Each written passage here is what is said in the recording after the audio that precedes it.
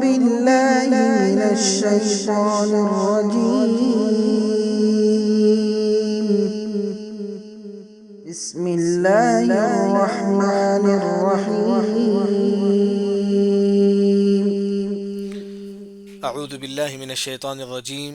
يا أيتها النفس المطمئنة ارجعي إلى ربك راضية مرضية فادخلی فی عبادی وادخلی جنتی. سورہ فجر آیت نمبر 20 پر 7. اس آیت میں نفس مطمئنہ کا ذکر ہے. نفس مطمئنہ وہ انسان جو توحید پرست ہو، نماز کی ادائیگی کرتا ہو، یعنی کہ جو واجب چیز ہے نماز دین میں اس پر عمل کرتا ہے، اور اللہ کا حق بھی ادا کرتا ہے، بندوں کا حق بھی ادا کرتا ہے، جو نفل نمازی ہیں اس کی بھی جو ادائیگی کرتا ہے، جو نفل عبادتیں ہیں اس کی بھی ادائیگی کرتا ہے. ایسا انسان جو واجب کو بھی ادا کرتا ہے، نفل کو بھی ادا کرتا ہے، توحید بھی پرست ہے، جب اس کی روح، اس کی موت کا جب وقت آئے گا تو ایسے وقت فرشتے اس انسان سے بولیں گے کہ یا ایتھا النفس المطمئنہ، اے نفس مطمئنہ. یہاں رک کر میں اور آپ سوچیں کیا ہم نفس مطمئنہ ہیں یا نہیں. کیا ہم یہ خواہش کریں گے کہ فرشتے جب ہماری موت لینے کے لیے آئیں گے ہم یہ سوچیں گے کہ فرشتے ہم کو ایتھا النفس المطمئنہ سے پکاریں؟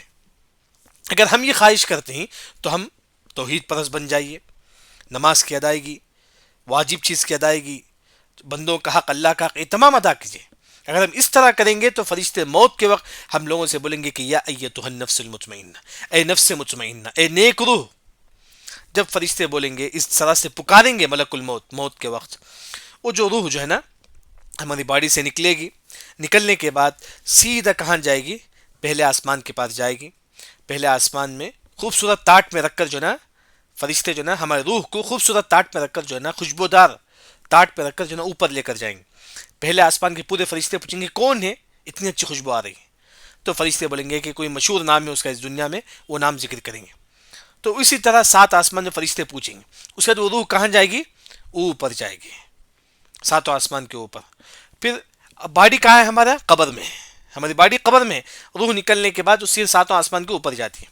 اس کے بعد اس روح سے کہا جاتا ہے کہ ارجعی الی ربک، ارجعی لوٹ جا، الی ربک. ربک کی تفسیر میں عبداللہ بن عباس رضی اللہ عنہ، سعید بن جبیر رضی اللہ عنہ، عطا رحمہ اللہ، بلکہ کئی مفسرین کا یہ کہنا ہے کہ یہاں ربک کا جو ترجمہ ہے جسدک، یعنی کہ اس روح جو 7 آسمان کے پاس اوپر جو روح چلا گیا تھا، نیک لوگوں کی روح، نفس مطمئنہ کا روح کہاں ہے؟ اب 7 آسمان کے اوپر ہے. اس سے کہا جائے گا کہ ارجع، تو لوٹ جا، الی جسدک، تیرے جسم کی طرف. جو ہماری باڈی قبر میں ہے اس کی طرف لوٹنے کا حکم، وہ روح جو ہے نا اس سے کہا جائے گا تو جو ہے نا تیری باڈی کی طرف لوٹ جا. تو روح سیدھا جو ہے نا کہاں آئے گا؟ ہماری باڈی کے اندر آئے گا. تو ہم کیا ہے قبر میں اٹھ کر بیٹھیں گے. پھر جو فرشتے جو ہے نا ہم سے سوالات کریں گے. فرشتے ہم جو قبر میں سوالات کریں گے، یعنی کہ جب روح اوپر جاتی ہے 7 آسمان کے اوپر، اس وقت اس روح سے کہا جائے گا کہ ارجعی الی ربک. ربک کا مطلب جسدک، تمہارے جسم کی طرف. وہ روح سے کہا جائے گا کہ تم کیا ہے تمہارے جسم کی طرف چل جاؤ. وہ روح سیدھا ہمارے جسم کے پاس آ جائے گی. پھر ہمارے جسم کے اندر آ جائے گی وہ روح. ہم کیا ہے قبر میں اٹھ کر بیٹھیں گے. پھر سوالات کا جوابات ہوں گے. وہی اللہ نے فرمایا کہ ارجعی الی ربک. ارجع کا مطلب لوٹنا، الی ربک تمہارے جسم کی طرف. روح کیا ہے ہمارے جسم میں آ جائے گی. پھر اس کے بعد یہ نفس مطمئنہ کے بارے میں اللہ تعالیٰ فرماتی کہ نیک روح کے بارے میں اللہ فرماتی کہ راضیہ، یہ نیک روح جو ہے نا اللہ سے راضی ہو گیا، اللہ سے خوش ہو گیا. نیک روح مرضیہ، اللہ بھی اس سے خوش ہو گیا. یہ نیک روح اللہ سے خوش ہو گیا تو مرضیہ، اللہ بھی اس بندے سے خوش ہو گیا. تو نیک نفس مطمئنہ سے اللہ تعالیٰ خوش ہو جاتی ہے.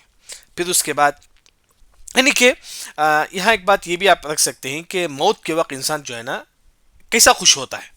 کہ حدیث میں آتا ہے کہ جب انسان اپنی آنکھوں سے موت کو دیکھتا ہے، ایسے وقت انسان اللہ سے ملنے کو پسند کرے. من احب لقاء اللہ احب اللہ لقاء. اگر کوئی موت کے وقت اللہ سے ملنے کو پسند کرتا ہے، اللہ بھی اس سے ملنے کو پسند کرتا ہے.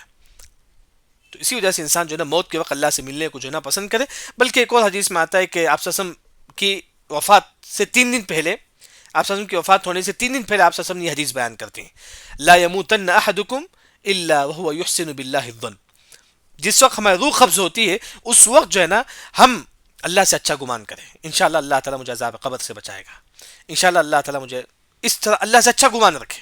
انشاءاللہ اللہ تعالیٰ مجھے جنت دے گا. موت کے وقت ایک مسلمان اللہ سے اچھا گمان رکھے. اگر وہ اچھا گمان رکھتا تھا، توحید پرست تھا، تو ایسے لوگوں کے بارے میں اللہ نے فرمایا کہ راضیہ، یہ وہ نفس ہے جو اللہ سے خوش ہو گیا. مرضیہ، اللہ بھی کیا ہے اس بندے سے جو ہے نا اللہ تعالیٰ خوش ہو گیا. پھر اللہ تعالیٰ فرماتی ہے کہ فدخلی، تم اس کو داخل کر دو، فی عبادی، میرے نیک بندوں میں. یہ جو شخص ہے نفس مطمئنہ جو نیک ہے، اللہ نے فرمایا کہ اس کو میرے نیک بندے میں شامل کر دو. پھر اللہ نے فرمایا کہ ودخلی، تم اس کو داخل کر دو جنتی، میری جنت میں، اس کو میری جنت میں داخل کر دو. یا نفس مطمئنہ کے بارے میں ذکر ہے یہاں اس واقعے کے متعلق جو ہے نا، اس یا ایتها النفس المطمئنہ کے متعلق جو ہے نا، ایک واقعہ جو مشہور ہے، جو امام ذہبی نے سیر میں ذکر کرتی ہے، امام ابن ابی حاتم وغیرہ جو ہے نا اس واقعے کو ذکر کرتے ہیں. واقعہ کیا ہے؟ جب عبداللہ بن عباس رضی اللہ عنہ کی وفات ہوئی. کون ہے عبداللہ بن عباس رضی اللہ عنہ؟ مفسر قرآن، حبر الامہ. جب ان کی وفات ہوئی، ان کی باڈی کو جو ہے نا قبر میں رکھا گیا. طائف میں ان کی وفات ہوئی، طائف میں جو ہے نا قبر کھود کر ان کی باڈی کو رکھا گیا. ایک پرندہ آیا، سفید پرندہ، ان کے قبر کے اندر گھس گیا، ان کے قبر کے اندر گھس گیا.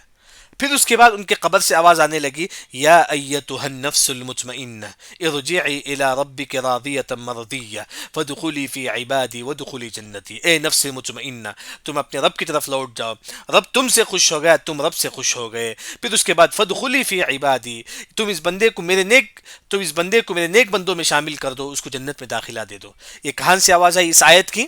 عبداللہ بن عباس رضی اللہ عنہ کو جب قبر میں دفنایا گیا، قبر سے یہ آواز آتی ہے، قبر سے آواز آتی ہے. سعید بن جبیر، بلکہ کئی مفسرین جو ہے نا اس واقعے کو ذکر کرتی ہیں، بلکہ امام ذہبی جو ہے نا سیر میں کہتی ہیں کہ واقعہ صحیح ہے. یعنی کہ اس آیت کے متعلق جو ہے نا یہ واقعہ جو مشہور ہے. الحمدللہ یہاں جو ہے نا ہمارا سورہ فجر کی جو تفسیر جو ہے نا ہماری ختم ہوئی. لیکن یہاں ایک جو بات ہے، جیسا کہ مفسرین کے پاس جو ہے نا مطلع اور مقطع میں کیا کنیکشن ہوتا ہے. مطلع مطلب سورت کی پہلی آیت کو مطلع بولتے ہیں، مقطع سورت کی آخری آیت. ہاں، اس میں کیا کنیکشن ہے؟ سورت کی پہلی آیت تو آخری آیت میں کیا کنیکشن؟ اسے بولتے ہیں کہ علم المناسبہ. علم المناسبہ. سب سے پہلے کون سی آیت ہے؟ والفجر. سورہ فجر کی پہلی آیت والفجر. سورہ فجر کی آخری آیت کون سی ہے؟ وادخلی جنتی. آپ فجر کی نماز پڑھو، وادخلی جنتی، آپ کو جنت ملے گی. آپ فجر کی نماز پڑھو، اللہ آپ کو جنت دے گا. جیسا کہ حدیث میں خود ہے کہ من صلی البردین دخل الجنہ، جو فجر کی نماز پڑھے گا اللہ تو اسے جنت میں داخلہ دے گا. اس کا مطلب یہ نہیں کہ 4 وقت کی نماز چھوڑ دینا چاہیے، کیونکہ فجر کی نماز اصل نماز ہوتی ہے. لوگ اس وقت جو ہے نا سوئے ہوئے رہتے ہیں. اگر انسان واقعی فجر کی نماز کی پابندی کرے گا، اس کے بعد 4 نماز کی آسانی سے پابندی کر سکتا ہے. کیونکہ اکثر لوگ جو ہے نا فجر کی نماز جو ہے نا نہیں پڑھتے ہیں. یہ ان آیتوں میں جو ہے نا یہ کنیکشن ہے. اب یہ بھی ہم بول سکتے ہیں کہ جو فجر کی نماز کی پابندی کرے گا انشاءاللہ وہ نفس مطمئنہ میں اس کا شمار ہوگا. انشاءاللہ نفس مطمئنہ میں اس کا شمار ہوگا. بلکہ ہم لوگ جس طرح دعا کرتے ہیں کہ اللہ تعالیٰ ہم کو مال دے دے، اولاد دے دے، گاڑی دے دے، کار دے دے، بس ہم جو دعا کرتے ہیں دنیا کے لیے، اللہ ہمارے بچے کو اچھا جاب دے دے، ہم یہ دعا کریں کہ اللہ تعالیٰ ہم کو مرتے وقت ملک الموت نفس مطمئنہ سے ہم کو پکارے. ہم یہ دعا کریں کہ اللہ تعالیٰ مرتے وقت ہم لوگوں کو نفس مطمئنہ سے پکارے. کتنی بڑی بات ہے. تو اس طرح ہم جو ہے نا جتنا ہم جو ہے نا دنیا مانگتے ہیں اس سے زیادہ ہم کو آخرت مانگنا چاہیے. اللہ تعالیٰ ہم کو عذاب قبر سے بچا دے، اللہ تعالیٰ ہم کو بری موت سے بچا دے، اللہ تعالیٰ ہم کو جو ہے نا حشر کے میدان میں جو بھی چیز ہے قیامت کے بارے میں تمام چیز ہم کو دعا کرنا چاہیے. تو الحمدللہ یہاں جو ہے نا ہماری یہ سورت جو ہے نا سورہ الفجر جو ہے نا یہاں ہماری ختم ہوئی. سبحانک اللہم و بحمدک اشہد ان لا الہ الا انت استغفرک و اتوب الیک.